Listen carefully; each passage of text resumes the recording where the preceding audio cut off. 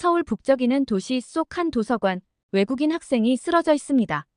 이 모습을 지켜보는 친구들은 어쩔 줄 몰라 하며 발만 동동 구르고 있습니다. 그중 한 외국인 친구가 쓰러져 있는 학생의 의식을 확인해보지만 쓰러져 있는 학생은 미동도 하지 않습니다. 이때 한국인 남성이 다가와 쓰러진 학생의 옷을 벗기려고 하죠. 그 순간 외국인들은 당황을 하며 한국인 남성을 밀쳐내기 시작합니다. 이렇게 몸싸움을 벌이는 도중에 구급차가 도착하고 상황은 마무리됩니다. 화가 난 외국인 학생은 도서관을 그대로 뛰쳐나갑니다. 과연 이 외국인 학생들에게는 무슨 일이 있었던 것일까요? 구독과 좋아요 부탁드리고 재미있게 시청 바랍니다. 본 내용은 해외 커뮤니티 레딧에 있는 사연을 재구성하여 만들었습니다. 감동드림에서 들려주었으면 하는 내용은 이메일 또는 쪽지로 제보해 주시길 바랍니다. 해당 사연자를 대신해서 저희가 읽어드리겠습니다. 안녕하세요. 저는 홍콩 대학교 HKU에 재학 중인 레이몬드입니다. 저희 대학교는 홍콩에서 명문 대학교로 유명하고 누구나 가고 싶어하는 대학교죠. 저는 홍콩대학교 의과대학에 재학 중이며 저희 학과의 교수님들은 세계적으로도 유명하신 분들이 많죠. 저는 홍콩에서 훌륭한 의사가 되기 위해 열심히 공부하고 있습니다. 홍콩 대학교의 교육 시스템은 전 세계적으로 우수하다고 소문이 나 있습니다. 학교는 학생들에게 수많은 기회와 지식을 제공해주고 있죠. 그러던 중 저희 학과 교수님에게 한국에서의 교육 체험을 할 수 있는 제의가 들어왔고 한국에 가게 된다면 다양한 실전 경험과 의료기술, 또 의료기기를 배울 수 있는 좋은 기회가 생기기 때문에 한국으로 갈 학생들을 모집하기 시작했습니다. 모두가 갈 수 없는 기회였기에 인원 제한이 있었고 그 인원은 5명만 뽑는다고 했죠. 교육을 받기에는 저희 홍콩 대학교가 더 우수하다고 생각하고 있었지만 교수님은 한국에서 많은 걸 배워올 수 있다고 얘기하였죠. 저는 그 말에 공감하지 못하였습니다. 한국의 의료 시스템은 저희 대학보다 뒤떨어질 뿐더러 규모도 작고 중국과 비슷하게 굉장히 더러운 나라라고 생각했기 때문이죠. 그렇기에 배울 점이 없을 거라 생각했습니다. 한국하면 손흥민과 K-팝 정도만 알고 있지 의료기술은 뛰어나지 않다고 생각했죠. 그러기에 저는 교수님에게 의료기술을 배우러 한국까지 가야 되냐고 저희 대학교는 충분히 유명한 학교인데 시간 낭비가 아니냐고 물었죠. 그러더니 교수님께서는 미소만 지을 뿐 별 말씀을 하지 않더군요. 이러한 생각은 저뿐만 아니라 다른 친구들도 하고 있는 상태였습니다. 친구들은 하나 둘씩 가지 않는 게 좋을 거라 얘기를 하였고 그러던 중 한 친구는 교수님이 저렇게까지 얘기하는데 가보자는 의견을 냈습니다. 저는 해외를 나가본 적이 한 번도 없었고 다른 나라를 경험해보지 못했기에 한번 갔다 오는 것도 괜찮을 거라 판단하여 한국에 가게 되었습니다.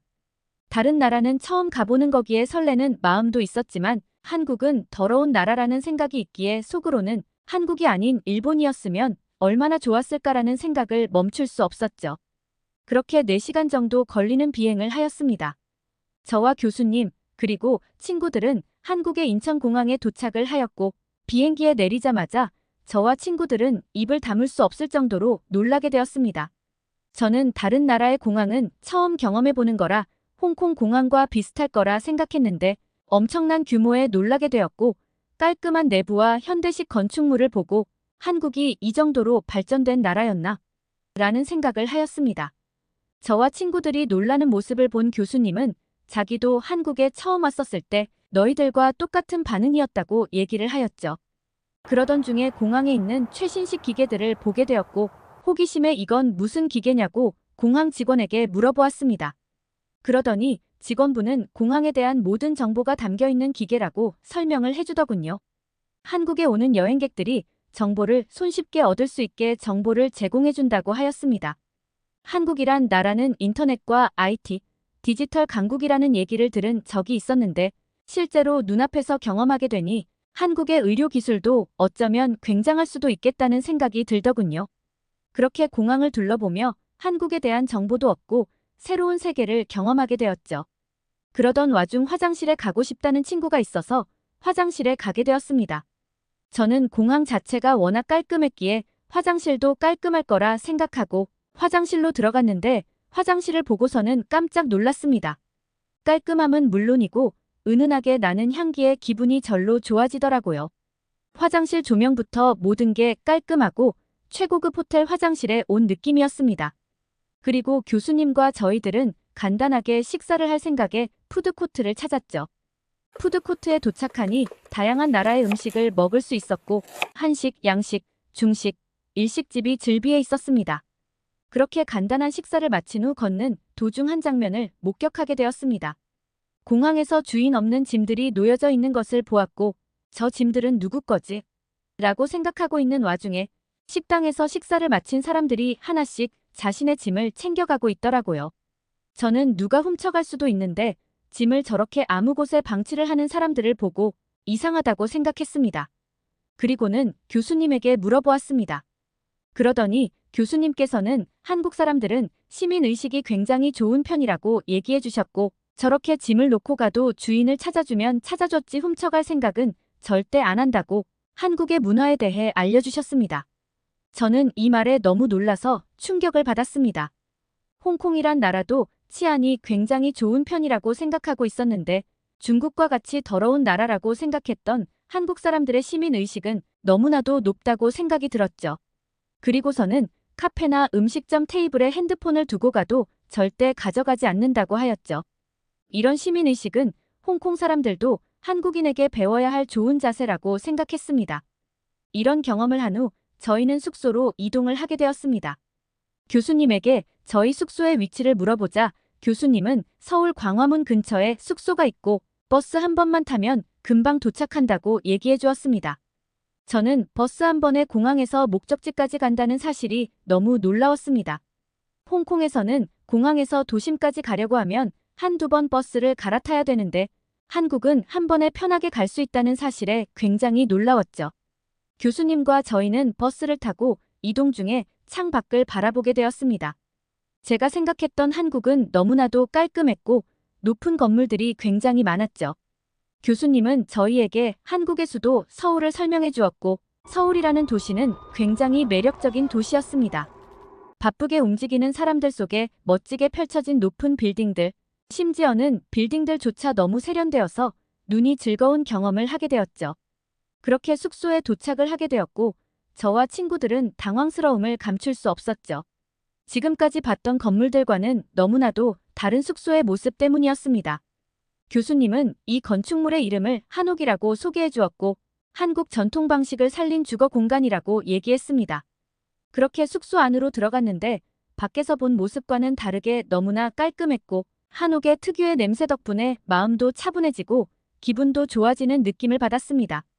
그렇게 잠깐의 휴식을 취한 후 저녁 시간이 되어 교수님과 식당을 가게 되었습니다.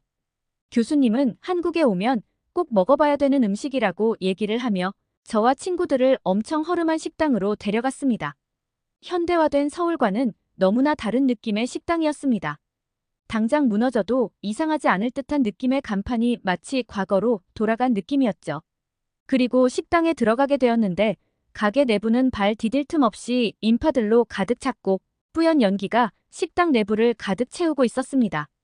그렇게 교수님이 주문한 음식이 나왔고 교수님은 이 음식을 돼지갈비라고 소개시켜줬습니다. 교수님은 이 돼지갈비를 숯불에 구워 먹으면 맛있다고 얘기하였고 저희를 위해 고기를 구워주셨습니다. 그렇게 우리는 돼지갈비라는 음식을 처음 접하게 되었는데 고기를 한 입 먹고 저랑 친구들은 놀랐습니다. 달달한 고기의 맛이 제 입맛을 사로잡았기 때문이죠. 왜 이렇게 사람들이 이 식당에 많은지 이유를 알게 되었고 교수님이 왜 이 식당으로 저희를 데려왔는지 알 수 있었습니다. 그렇게 저희는 한국에서의 맛있는 식사를 마무리하였습니다. 그리고 서울의 밤거리를 구경하기 위해 산책을 하게 되었고 그러다가 경복궁이라는 곳을 지나게 되었습니다.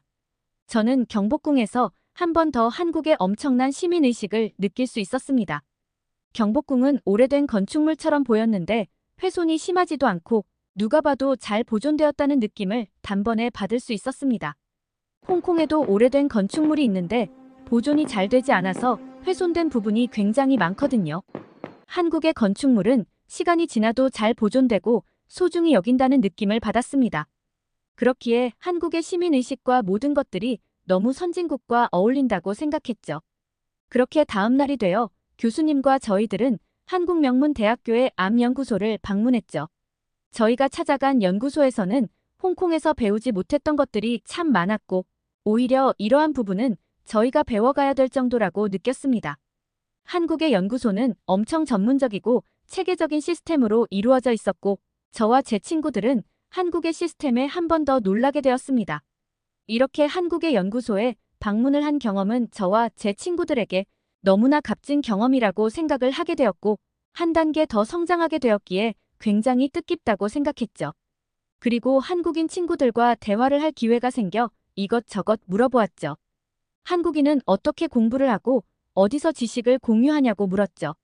그러더니 저를 어딘가로 끌고 가는 것이었습니다. 도착한 곳은 대학교의 도서관이었습니다. 그런데 도서관이 소란스럽고 사람들이 모여 있더라고요. 그 인파들 사이에서는 힘겹게 숨을 쉬고 있는 외국인이 쓰러져 있었습니다. 같이 온 일행 등은 안절부절하지 못하고 있더라고요. 그러는 와중에 한국인 한 남자가 인파들 사이를 뚫고 쓰러진 외국인에게 다가갔죠. 그러자 거기에 있던 한국 남자분들이 앞다투어 달려와 119에 신고를 한 후 환자의 옷을 벗긴 후 CPR을 하더라고요. 그래서 저는 물어봤습니다. 한국 남자들은 이러한 긴급 상황에서 어떻게 능수능란하게 CPR을 하는 거야? 그러더니 한국인 친구는 한국 남자들이라면 모두가 할 줄 안다고 얘기를 하더라고요. 한국은 아직 전쟁이 끝나지 않은 분단 국가이기 때문에 국방의 의무로 18개월 동안 군대를 다녀와야 된다고 하더라고요. 그곳에서는 전투 기술과 사격도 배우지만 응급 상황이 발생했을 때 어떻게 조치를 해야 되는지를 배운다고 하더라고요. 저는 이러한 말을 듣고 엄청 놀랐습니다. 한국의 문화 수준도 높고 시민의식도 높을 뿐더러 의료 수준까지 너무 높다는 사실에 한국이라는 나라는 배울 점도 많고 매력적인 나라라는 생각이 너무 크게 들었습니다. 그렇게 한국이라는 나라를 또다시 와보고 다른 경험들도 해보고 싶었죠. 저희는 한국에서의 이러한 일정을 마치고 다시 홍콩으로 돌아왔습니다. 그리고 졸업을 앞둔 상태인데요. 제가 한국에서 느꼈던 감정을 저희 부모님에게도 느끼게 해주고 싶어서 현재는 가족여행을 한국으로 계획하고 있습니다. 한국은 안 좋은 나라라고 생각했던 레이몬드 씨가 한국에서의 경험을 통해 인식이 완전히 바뀐 사연 어떻게 들으셨나요? 저도 이 사연을 들으며 많은 생각을 하게 되었는데요. 한국의 시민의식과 문화가 다른 나라에 비해 많이 발전됐다는 걸 느꼈고 군대를 통해 다양한 경험을 하는 한국인 남성분들이 모두 대단하다고 느꼈습니다. 다음에 더 감동적인 이야기로 돌아오겠습니다. 구독과 좋아요 부탁드리고 시청해주셔서 정말 감사합니다.